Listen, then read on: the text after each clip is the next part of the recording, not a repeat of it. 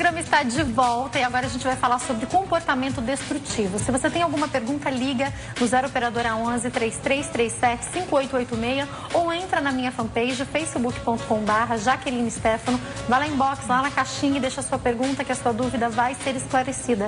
Eu estou recebendo aqui no nosso estúdio a Julie Souza, que é psicóloga. Tudo bem, doutora? Boa tarde. Tudo bem, boa tarde, Jaque. Prazer te receber aqui, viu? O prazer é meu. Estou muito feliz de estar novamente no seu programa. E hoje falando sobre um assunto tão interessante. A gente sabe que algumas práticas, por N motivos, acabam se repetindo. Muitas vezes a gente observa uma pessoa e fala, nossa, mas ela faz isso mais de uma vez, ela age assim de maneira repetitiva.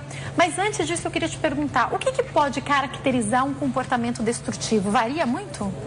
Sim, na verdade ele começa desde os mais simples comportamentos. Então quando a gente pensa... Nossa, palavra forte, comportamento destrutivo. São comportamentos normais que no dia a dia a gente faz. Por exemplo, não dormir bem, dormir poucas horas, trabalhar em excesso. Tem pessoas que se mantêm em relacionamentos destrutivos, não praticam esporte. Então, são comportamentos que, ao longo dessa repetição, vai trazer prejuízo. E justamente de maneira repetitiva, como eu estava falando, né? Ao longo prazo, vamos pensar assim. Quando a gente fala de alguns hábitos que são destrutivos, que acabam sendo comuns a muitos de nós, por N motivos, como não se alimentar muito bem, não dormir muito bem, a gente pensa que aí até todo mundo faz assim, todo mundo faz igual, mas até pensando na maneira psicológica, que vai refletir muitas vezes na maneira física, existem pessoas que aguentam por menos tempo essas práticas erradas, né? Exatamente. A pessoa, ela acaba se comportando dessa forma e ela vai percebendo que esses comportamentos, eles estão trazendo prejuízo. Então, a pessoa, ela percebe que algo não está legal.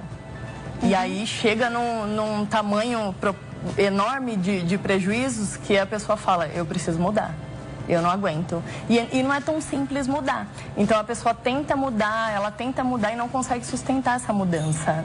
Não é fácil. Porque hábito é difícil de ser mudado, né? Exatamente. Então não é fácil, as pessoas vão olhar e vai falar, poxa, essa pessoa não muda, por que continua agindo assim? Como se fosse simples. Poderia ser simples. Teria que ser natural a gente se cuidar e viver bem. Mas não é tão simples assim. Sozinha a pessoa não consegue e ela realmente precisa de ajuda.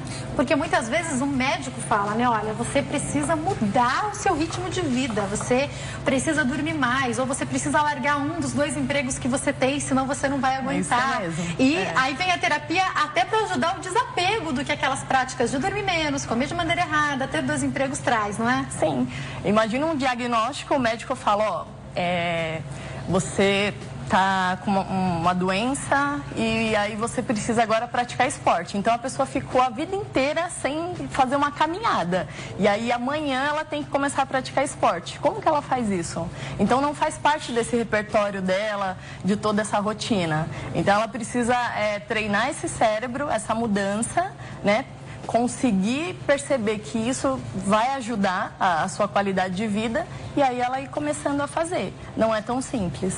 Se libertar de drogas. Eu não vou nem falar aqui principalmente das ilícitas. Eu vou aqui começar a falar, por exemplo, do cigarro. Eu conheço, Julie, muitas pessoas, principalmente pessoas que se converteram e que falam, olha, largar o cigarro, fisicamente falando, não foi uma coisa tão fácil. A ajuda psicológica, a intervenção psicológica é importante? É super importante. Então, você falou agora de cigarro e drogas, são comportamentos destrutivos também.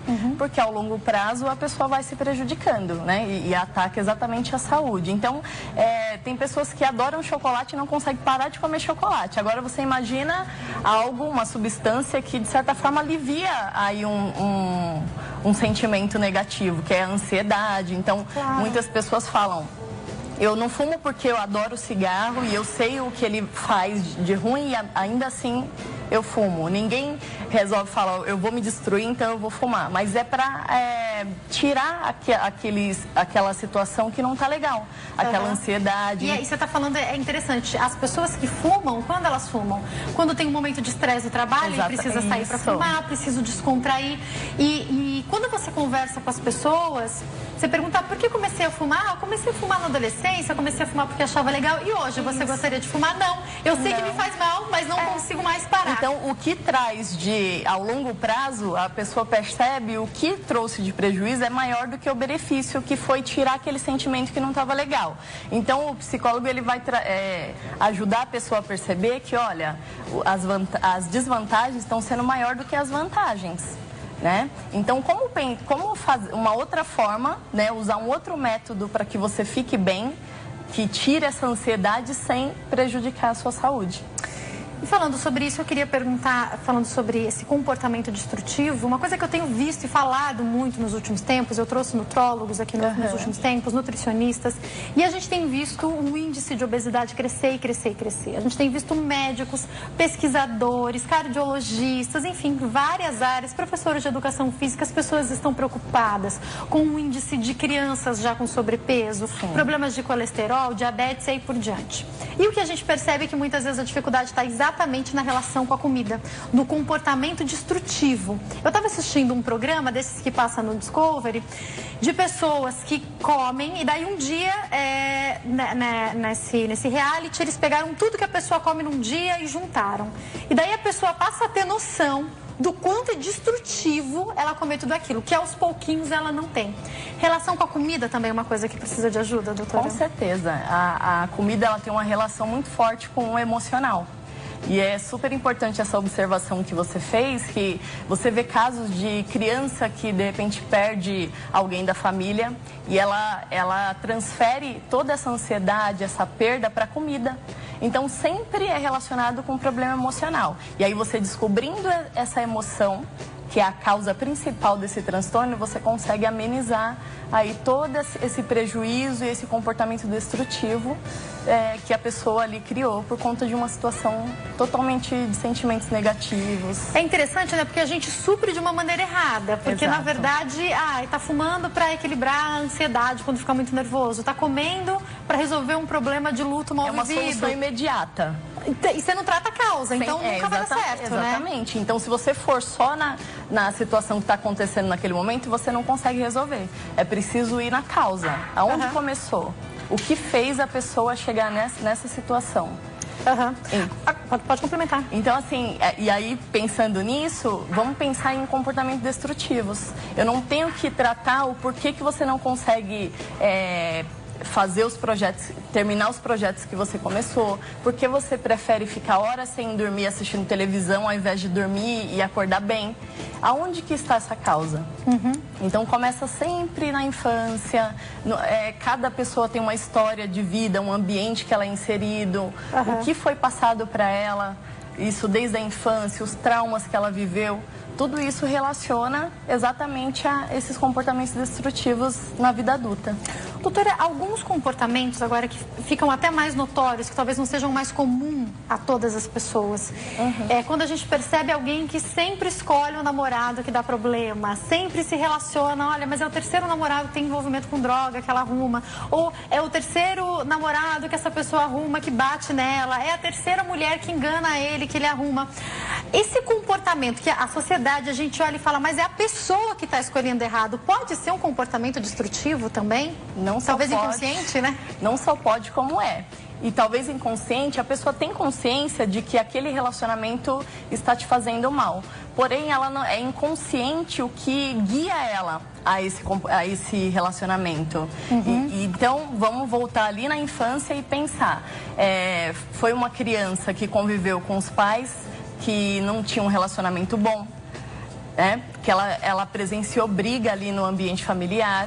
Ou mesmo que ela não presenciou, existia algum adulto que falava para ela, homem não presta, homens são agressivos. Então isso vai se tornando verdade, né? Uma mentira repetida, ela se torna verdade.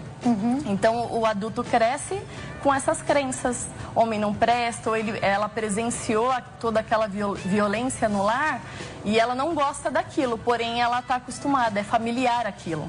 E inconsciente, ela acaba atraindo esses relacionamentos. É ruim, mas eu sei lidar com isso. Algo melhor, que eu sei que é bom, eu não consigo lidar. Interessante, porque às vezes a gente vê alguns casais e observa, parece que eles precisam de briga, precisam de algumas coisas para estarem felizes. Pessoas com quem às vezes você viaja, alguém da família, algum colega que você fala, mas parece que é disso que eles precisam, porque eles estão aqui brigando. Exatamente. E amanhã já tá tudo bem. Alimenta, precisa. É cansativo até para quem tá vendo, imagina pra pessoa, né? Mas ela sente que é familiar, é isso? Sim, quando está tudo bem, ela fala, nossa, eu não sei, tem algo que não tá legal. E aí ela tem que trazer de volta o que ela acostumou a presenciar. É familiar.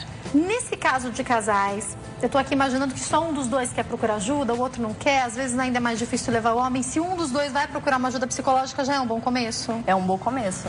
Porque a gente sempre fala, não dá para mudar o outro. Então, a partir da sua mudança, você vai afetar a mudança do outro. E aí eu sempre pergunto para meus pacientes, né? Quando chega, eu não aguento mais meu marido porque ele chega bêbado. E aí eu pergunto, o que você faz para ele beber? E eles ficam chocados. Como assim eu faço? Eu não faço nada. Então assim, você está na relação. Se você, só o fato de você estar ainda se mantendo nesse relacionamento, você já está fazendo. Porque você está permitindo. Então, existe algo que você vem buscar uma ajuda e aí você muda. Então, o outro vai perceber a sua mudança e, consequentemente, ele vai conseguir mudar também. Reflete no outro, com certeza, Sim, né? Reflete. Muitos desses problemas destrutivos, de comportamento destrutivo, podem ter também uma carga genética ou, de fato, é muito mais vivência, fruto do meio? É a vivência e é o fruto do meio, é a repetição. Então, eu sempre falo que a procriação desse comportamento é pior do que a repetição. Então, é uma pessoa que conviveu ali com um ambiente de brigas, e aí ela cresce também fazendo isso com a família dela e os filhos também. Então, se não quebrar esse ciclo, se ninguém perceber que isso não é saudável, vai passando de gerações para gerações. Até coisas mais terríveis, porque quando a gente pega pesquisas que apontam e estudam um pouco a vida de pessoas violentas, homens que batem mulheres ou estupradores, algum caso de abuso na infância eles tiveram. É impressionante como tem essa relação, né? Sim, tem uma relação muito grande.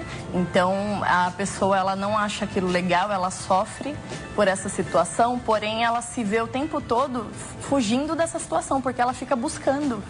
A vida inteira ela busca a mesma situação de dor, porque fica muito forte dentro da pessoa. Então ela vai buscando essa situação, ela não quer viver, tem vergonha de falar para as pessoas e é uma luta constante. Se ela realmente não procurar ajuda e resolver toda essa carga negativa aí que ficou, ela vai ficar lutando e não consegue sair do lugar.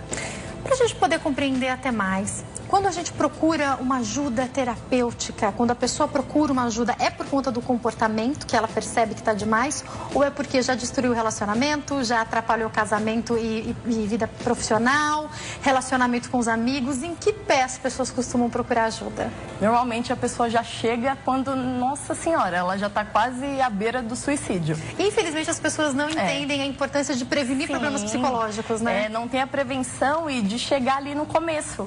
Percebi que tem alguma coisa errada, já vou procurar ajuda. Sim, a pessoa já vem totalmente destruída, onde já afetou o corpo, então ela vai no médico, faz uma série de exames e não tem nada. Então ela fala, até o próprio médico ele orienta, vai a um psicólogo.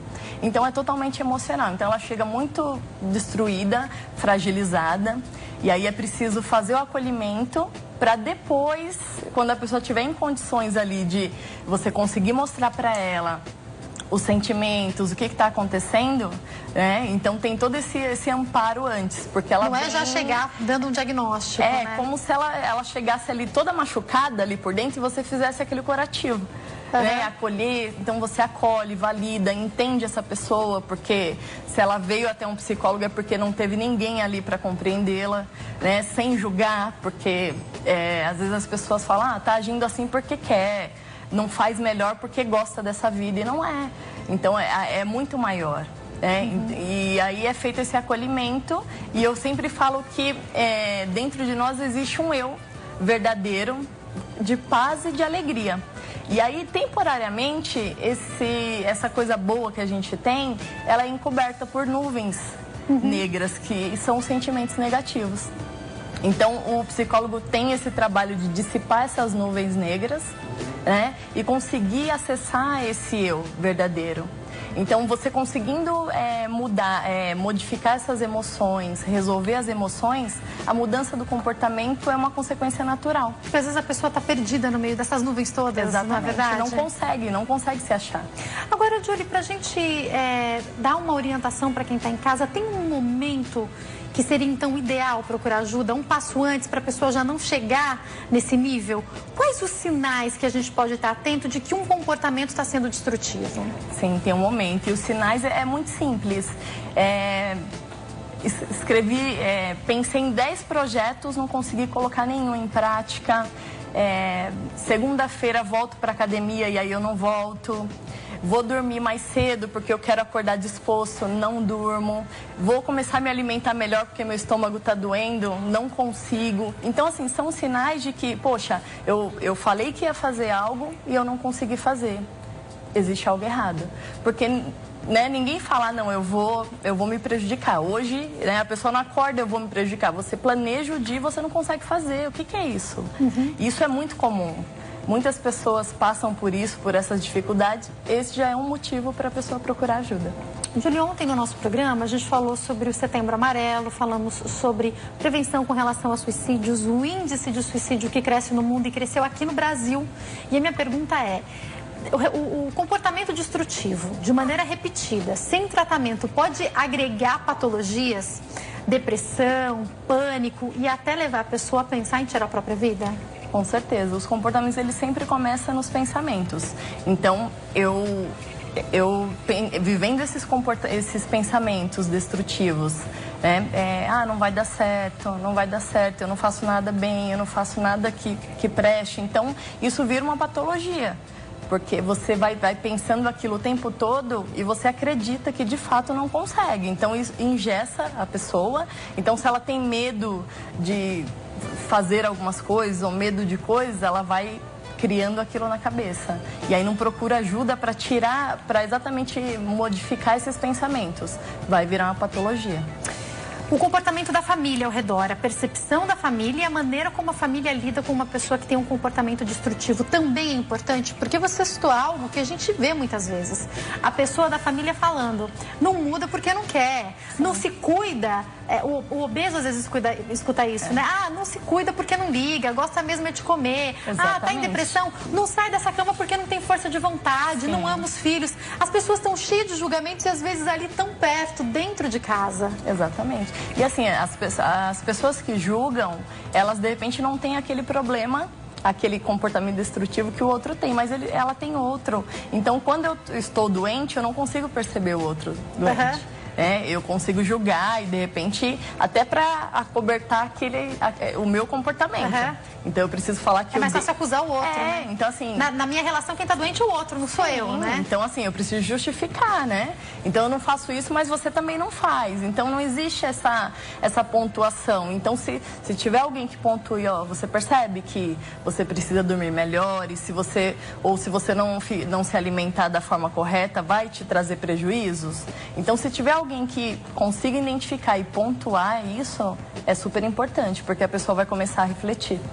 Pensando em tratamento, tem tempo para que o tratamento comece a surtir efeito? E daí, junto com essa pergunta, acho que é importante você explicar para a gente se em alguns casos é necessário encaminhar para o psiquiatra e utilizar medicamento também. O tempo vai depender de como essa pessoa chega. Então, quanto mais sentimentos negativos ela acumular ao longo da vida, mais tempo vai precisar para você resolver essas questões. Em alguns casos, é preciso passar para o psiquiatra. Então, o psicólogo ele identifica pelos sintomas que a pessoa traz que somente a terapia não vai ser possível, porque ela precisa, de repente, tomar uma medicação para que ela consiga ficar tranquila, ali, ter uma harmonia para conseguir dar seguimento no tratamento psicológico. A pessoa... só para a gente poder ter uma noção, a pessoa vai tendo que mudar esse comportamento. Eu estou pensando em um comportamento destrutivo e a pessoa repetindo esse comportamento destrutivo. Como é que é esse enfrentamento para ir mudando? Eu imagino que deva ser aos poucos, né? Mas como é que é? Em algum momento a pessoa vai ter que ir lá e vai ter que falar, não vou fazer? Sim, esse comportamento, assim, quando a pessoa muda, então a gente acorda, tem dias que a gente acorda e fala, não, hoje eu vou tomar tal atitude. De repente até consegue, só que ela não consegue sustentar por muito tempo, porque essa mudança é de fora para dentro, então ela não consegue sustentar. O trabalho do psicólogo é exatamente fazer com que ela se autoconheça. Então, se eu não me conheço, eu não consigo lidar comigo. Então, você traz à tona esse autoconhecimento, né? A pessoa começa a modificar os pensamentos, porque antes da ação vem o pensamento. Então, eu quero beber água, primeiro eu penso, estou com sede, aí eu pego a água. Os nossos comportamentos é a mesma coisa. A ansiedade é dessa forma. Então, assim, nossa, o namorado não chegou. Era para ele chegar, ele deve estar com outro. E aí... A mente não para, né? Esse pensamento faz você, quando ele chegar, você termina o namoro, porque você já criou um filme ali na cabeça. Então, o comportamento é assim, você precisa... Você está falando, me faz pensar em tantas mães que os filhos estão fora, atrasa 5 minutos, ou o marido por conta de um engarrafamento. É tanta coisa horrível que a gente vê na TV, nos jornais, que aquela mãe está agoniada, angustiada, imaginando que o filho já morreu, mas não é nada disso, e aí você só atrasou o ônibus. Então, a gente trabalha na reestruturação dos pensamentos. A pessoa não chegou, ao invés de pensar, pode ser que aconteceu um monte de coisa, mas não... Quando você consegue, você fala, é verdade, eu vou esperar para saber o que aconteceu. Então o comportamento já mudou, já não vai ser igual. E pelo que você fala, é tomar o controle da vida mesmo, né? Peraí, eu não vou deixar o meu pensamento ir para onde ele quiser, eu tenho controle. Eu seguro e espero acontecer, eu não faço o filme. Então, eu tenho uma apresentação e aí eu preciso ir bem nessa apresentação. Você estudou, fez tudo o que tinha que fazer. Só que aí no caminho você fala, nossa, eu vou chegar lá, eu não vou fazer, eu vou cair, eu vou travar, não vai dar certo, as pessoas vão rir de mim. E aí pronto. Já foi uma derrota, porque você já fez um filme e já concluiu que vai ser assim. Entende? Então, tudo começa nos pensamentos. Então, o psicólogo trabalha em cima da reestruturação dos pensamentos e aí o comportamento é feito um treinamento. Então, é um treinamento de habilidades, né? E aí, aos poucos, ele vai conseguindo chegar naquele comportamento desejado. Pra gente finalizar, eu acho que vale a importância da gente falar do trabalho do psicólogo, porque muitas vezes os amigos, a pessoa que te ama, quer te ajudar e ela te manda às vezes enfrentar na hora errada, ou ela te manda resistir demais. Não, então não passa, você tem medo disso? Então atravessa a rua, não passa perto. Ou então, não, tem que enfrentar, vai lá. E qualquer uma das duas situações no momento errado pode ser um problemão, né? Qualquer uma das duas. Ou vai, então imagina uma pessoa que tem um trauma... Medo de cachorro, sei lá, né? Não, medo de cachorro. Não, você tem que passar agora na frente do cachorro. Então o psicólogo vai falar, não, vamos por etapas.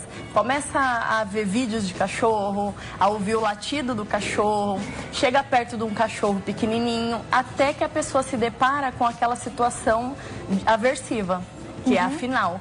Porque senão a pessoa fica mais traumatizada ainda. Então é aos poucos, né? Não pode nem ser bruscamente nem evitar aquilo. Porque se tudo que você tiver dificuldade de você evitar... Daqui a pouco você vai ter que estar numa redoma de vidro, né? E aí você parou. Entende? Que pena que eu tenho que encerrar, mas foi muito bom te receber aqui, viu, Júlia? Obrigada por ter deixado todas essas dicas aqui pra gente. Quem quiser entrar em contato, o telefone 0 operadora 11 9 4742 4649 e o facebook.com/Julie Souza Psicóloga. Uma ótima tarde, viu, doutora? Obrigada. Muito obrigada. Obrigada a você pelo seu carinho, pela sua audiência. A gente se encontra então aqui amanhã e continua se falando pelas redes sociais. facebook.com/Jaqueline Stefano, Instagram @JaqueStefano e o Snapchat Jaque.Stefano. Não sai daí, continua assistindo a programação da HIT, que tem muita coisa boa. Um beijo grande e uma excelente tarde. Tchau!